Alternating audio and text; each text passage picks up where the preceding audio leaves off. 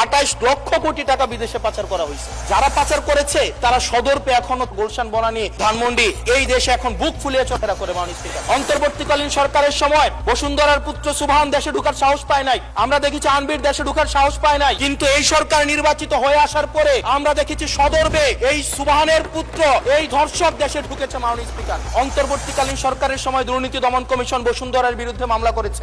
এই মামলার কি অগ্রগতি হয়েছে সেটা আমরা জানতে চাই। আমরা জানতে চাই আন্ডার টেবিল কোন ধরনের সমঝোতা হয়েছে কিনা। যদি সমঝোতা না হয়ে থাকে তাহলে তাদের বিরুদ্ধে আইনগত ব্যবস্থা নিতে বাধাটা কোথায় সেটা বাংলাদেশের মানুষের সামনে প্রকাশ করতে হবে।